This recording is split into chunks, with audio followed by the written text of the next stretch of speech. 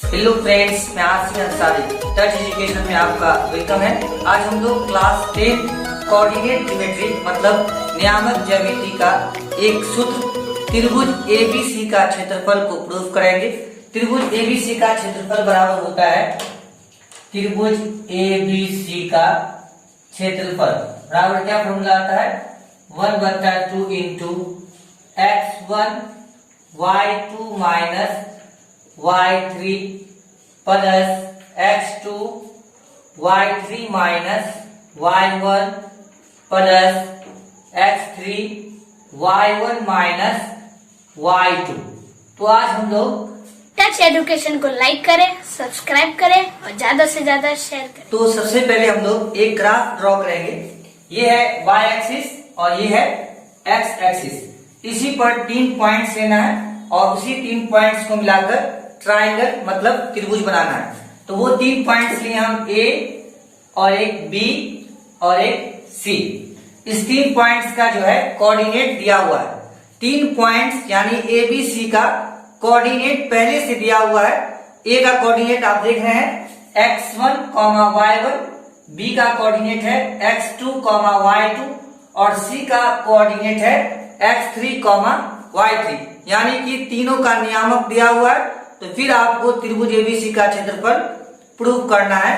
तो आप इसमें देखिए कि इससे बी जो आपको पॉइंट दिया हुआ है इससे एक परपेंडिकुलर डाला गया डी, यानी बीडी एक परपेंडिकुलर है और एक एई परपेंडिकुलर है और एक सीएफ परपेंडिकुलर है। तो एक बात मैं पहले बताना चाहूंगा कि देखिए किसी भी पॉइंट पर सरल रेखा पर परपेंडिकुलर बड़ा रहे या छोटा, लेकिन ये एंगल 90-90 है तो दोनों क्या हुआ, पैरेलल हुआ, समांतर हुआ। तो ये इस केस को आप ध्यान में रखेंगे। और यहाँ देखिए तो इस केस से हमको क्या हुआ कि 3 परपेंडिकुलर निकला, एक परपेंडिकुलर पैरेलल निकला, एक बीडी, एक एई और एक सीएफ। 3 जो है वो समांतर रेखा है। और इसमें अब आपको चाहिए क्या, त्रिभुज एबीसी का क्षेत्रफल।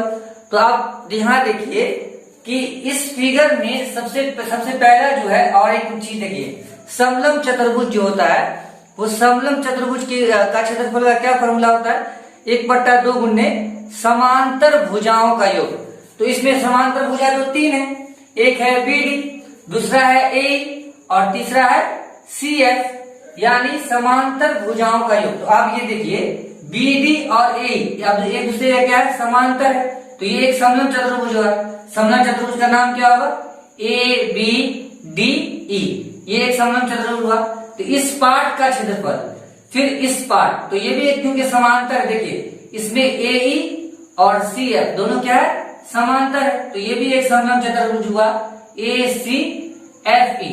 तो दोनों का क्षेत्रफल निकाल देंगे और फिर ये देखिए कि बी डी और सी एफ क्या है, समांतर है। तो ये भी समलंब चतुर्भुज हो गया। तो दोनों का क्षेत्रफल निकालकर इस छत वाले को इसको हम घटा देंगे, यानी बीसी एफ डी का क्षेत्रफल माइनस कर देंगे। तो ऊपर का जो पार्ट बचेगा वही होगा त्रिभुज एबीसी का क्षेत्रफल। तो आप यहाँ से स्पष्टीकरण हम लोग समझते हैं, लिखेंगे कि त्रिभुज ए बी सी का क्षेत्रफल बराबर, वेरी सिंपल, त्रिभुज एबीसी का क्षेत्रफल लिखेंगे। तो सबसे पहले लिखना पड़ेगा समलंब चतुर्भुज ए बी डी ई का क्षेत्रफल। लिखेंगे समलंब चतुर्भुज ए बी डी ई का क्षेत्रफल। तो ये आपका इस फिगर का हाफ पार्ट क्षेत्रफल आ गया, आधा। फिर इसमें ये भी समलंब चतुर्भुज है। क्यों है भाई समलंब चतुर्भुज, क्योंकि इसकी समांतर भुजा, समांतर इसकी जो आमने सामने भुजा वो समांतर, यहाँ देखिए ए ई और क्या है सी एफ, दोनों समांतर है। इसका नाम होगा ए सी एफ ई, ए सी एफ ई। तो लिखेंगे प्लस समलंब चतुर्भुज ए सी एफ ई का क्षेत्रफल। अब ये दोनों क्षेत्रफल यानी कि इस पार्ट का क्षेत्रफल फिर इस पार्ट का क्षेत्रफल, दोनों का टोटल क्षेत्रफल हो गया। इसमें से हम यहां से माइनस कर दिए, देखिए मोटा जो कर रहे हैं आप इसको देखिए, इसको हम माइनस कर देते हैं। इस पार्ट को हम क्या करते हैं, माइनस कर देते हैं, तो क्या ऊपर वाला बचेगा ना। तो ऊपर वाला क्या आपको त्रिभुज एबीसी का इस पर, तो इस पार्ट को हमको माइनस करना पड़ेगा। और ये देखिए बीडी जो है वो पैरेलल है किसका, सीएफ का। बीडी जो पैरेलल है किसका, सीएफ का। तो ये भी समलम चतुर्भुज हुआ। तो माइनस माइनस लिखेंगे, माइनस समलम चतुर्भुज, इसका नाम क्या है, बीसी एफडी का क्षेत्रफल, यानी बीसी एफडी का क्षेत्रफल। अब देखिए टच एजुकेशन को लाइक करें, सब्सक्राइब करें और ज्यादा से ज्यादा शेयर करें। अब समलम चतुर्भुज का फॉर्मूला क्या होता है, समलम चतुर्भुज का फॉर्मूला होता है 1/2 गुणे समांतर भुजाओं का योग।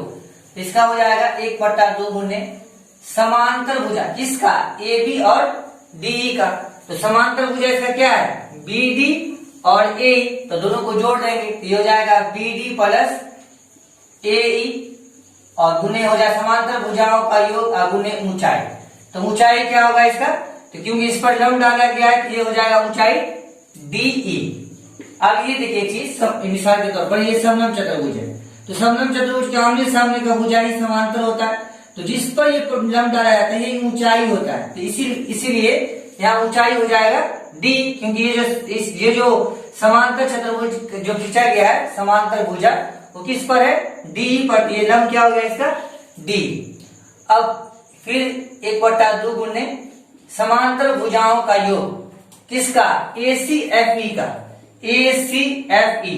इसका एसीएफई का समांतर भुजा क्या होगा, एक होगा एई और दूसरा होगा सीएफ। ये हो जाएगा एई प्लस सीएफ और गुणे हाइट यानी कि ऊंचाई। तो ऊंचाई क्या हो जाएगा इसका, देखिए एसीईएफ, ऊंचाई क्या हो जाएगा इसका, ईएफ, यानी ऊंचाई हो जाएगा ईएफ। उसके बाद माइनस 1/2 गुणे फिर आधारों का योग या समांतर भुजाओं का योग। तो इसका समांतर भुजाओं का योग किसका, बीसीएफडी का, बीसीएफडी।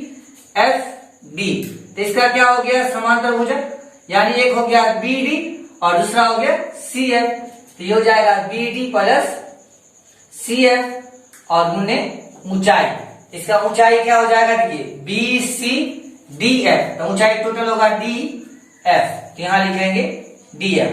अब ये देखिए दोनों में हाफ कॉमन है, 1/2 दोनों में क्या है, कॉमन है। 1/2 को बाहर फेंक देंगे तो बचेगा क्या, बीडी प्लस एई और गुणे क्या हो जाएगा डी। हाफ को बाहर निकालिए तो क्या बचा, एई प्लस सीएफ और गुणे क्या हो जाएगा ईएफ।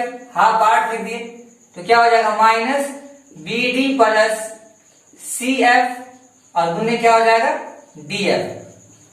अब यहां से देखिए टच एजुकेशन को लाइक करें, सब्सक्राइब करें और ज्यादा से ज्यादा शेयर करें। अब यहाँ से इस पॉइंट को समझना बहुत ही इंपोर्टेंट और क्रिटिकल है। 1/2 इंटू बीडी, बीडी का कोऑर्डिनेट क्या होगा, देखिए बीडी ये क्या हो रहा है, अप हो रहा है, ऊपर जा रहा है। जो भी ऊपर जाएगा उसको वाई कोऑर्डिनेट देना है। तो बी डी यानी बी का वाई कोऑर्डिनेट क्या है, y2। तो ये हो जाएगा y2 प्लस AE, देखिए AE क्या जा रहा है, अप जा रहा है यानी ऊपर जा रहा है। तो AE का देखिए AE यानी A का y कोऑर्डिनेट क्या है, y1। तो यहां पर क्या लेना है आपको, y1 और इंटू DE। आपको DE का कोऑर्डिनेट चाहिए, तो सबसे पहले E का कोऑर्डिनेट क्या दिया हुआ है, x1। तो 0 से लेकर O से लेकर E का कोऑर्डिनेट हो जाएगा x1, यानी टोटल कितना दिया हुआ है आपको, x1। अब यहां देखिए आपको DE चाहिए, तो OD का ना D का कितना हो गया कोऑर्डिनेट, ये पूरा दिया हुआ आपको x2। तो x1 में से x2 को अगर घटा देंगे तो DE का आ जाएगा x1 माइनस क्या हो जाएगा, ये x2। तो ये हो जाएगा x1 माइनस x2। अब प्लस AE, तो आप समझने में थोड़ा सा भी आपको प्रॉब्लम नहीं होगा। AE यानी देखिए AE अप हो रहा है, अप का क्या है y1। तो आपको क्या पढ़ना है यहाँ पे, y1 प्लस CF यानी अब ऊपर जा रहा है, तो C का कोऑर्डिनेट कितना है, y का कोऑर्डिनेट देना है। तो हो जाएगा y3 और इंटू EF यानी EF आपको ये चाहिए। तो सबसे पहले EF, लास्ट क्या आता है F, तो f का क्या दिया हुआ है x3, हमको तो चाहिए ई एफ, तो टोटल यहां से लेकर यहां तक जो हो गया वो क्या हो गया x3 टोटल। यहाँ देखिए टोटल क्या हो गया x3, तो हमको f का क्या दिया हुआ है x3 और डी यानी ई का क्या कितना दिया हुआ है x1, तो ये हो गया x1। तो अगर हम टोटल में से x1 को घटा देते हैं तो ई एफ आसानी से प्राप्त हो जाएगा, यानी हो जाएगा ये x3 माइनस x1। अब ये देखिए माइनस यहां से देखिए ये दिया हुआ है BD, तो देखिए BD, तो BD अब कर रहा है ऊपर जा रहा है, तो इसका y कोऑर्डिनेट लिखना है, यानी y का यहाँ कितना दिया हुआ y2, तो ये हो जाएगा y2। CF अब कर रहा है ऊपर जा रहा है, y कोऑर्डिनेट लिखना है, कितना दिया हुआ है y3, जो भी ऊपर जाएगा अब जाएगा उसका y कोऑर्डिनेट लिखना है। अब ये दिया हुआ है DF, तो हमको क्या करना है DF का कोऑर्डिनेट चाहिए, तो देखिए DF यानी F पर खत्म हो रहा है, तो F का जो है x कोऑर्डिनेट कितना दिया हुआ है x3, तो ये टोटल जो होगा यहां से यहां तक ये कितना होगा x3, और हमको चाहिए क्या DF, तो इसमें से OD घटा देंगे तो OD, तो कहां खत्म हो रहा है D पर, तो D का x कोऑर्डिनेट कितना x2, तो ये हो जाएगा x2। तो x3 में से x2 को घटा देंगे तो आ जाएगा हमको क्या DF, तो ये लिखेंगे x2 x3 माइनस x2। बस अब यहां से क्या करेंगे हम मल्टीप्लीकेशन करेंगे, ये समझाने के लिए किए थे, अब इसको क्या करेंगे हम इरेज कर लेंगे। अब मल्टीप्लीकेशन करेंगे, देखिए मल्टीप्लीकेशन एकदम इजी है, 1/2 इंटू y2 को x1 से किए तो हो जाएगा y2 x1, y2 को x2 से करें plus minus minus y2 x2, अब y1 को x1 से किए तो प्लस y1 x1, y1 को x2 से किए तो माइनस y1 x2, हो गया खेल खत्म। उसके बाद इसका करेंगे y1 को x3 से मल्टीप्लीकेशन करेंगे तो क्या हो जाएगा y1 x3, y1 को x1 से करेंगे plus minus minus y1 x1, अब y3 को x3 से मल्टीप्लीकेशन करेंगे तो हो जाएगा y3 x3, y3 को x1 से करेंगे तो plus minus minus y3 x1। इसका खेल खत्म। अब माइनस वाला, तो माइनस वाला माइनस बाहर छोड़ेंगे और इनटू में लिखेंगे, y2 को x3 से करेंगे तो क्या हो जाएगा y2 x3, उसके बाद y2 को x2 से करेंगे तो माइनस y2 x2, और फिर y3 को x3 से मल्टीप्लीकेशन करेंगे तो हो जाएगा प्लस y3 x3, और y3 को x2 से करेंगे तो plus minus minus y3 x2।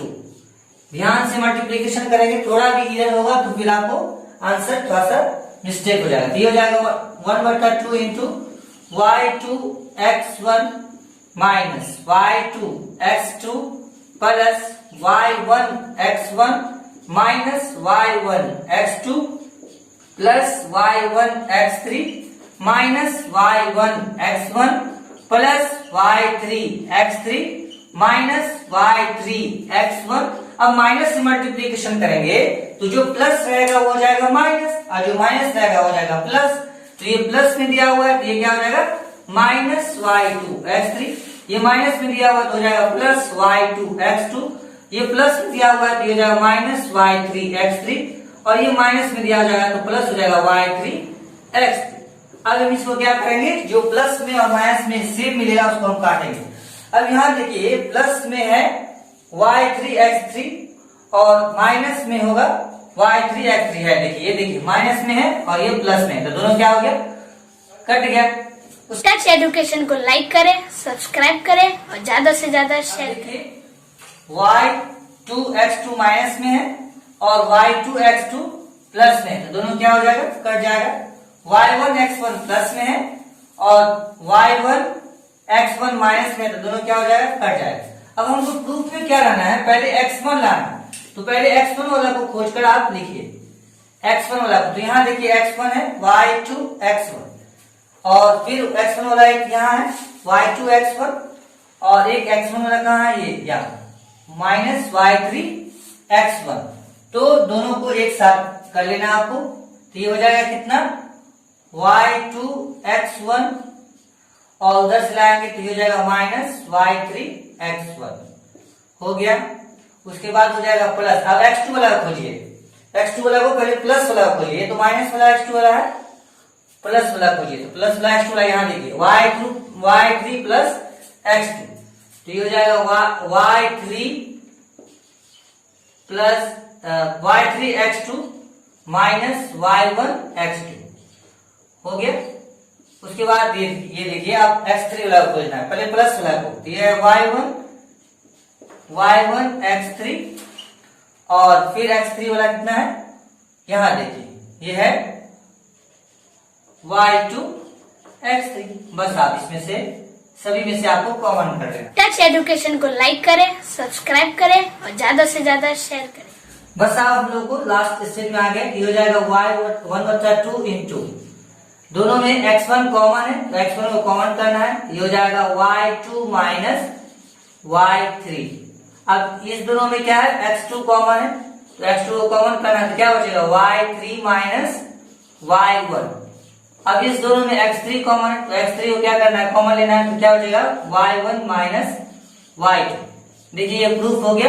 त्रिभुज एबीसी का क्षेत्रफल क्या है, 1/2 into x1 y2 minus y3 plus x2 y3 minus y1 plus x3 y1 minus y2 आ गया। 1/2 into x1 y2 minus y3 plus x2 into y3 minus y1 plus x3 into y1 minus y2।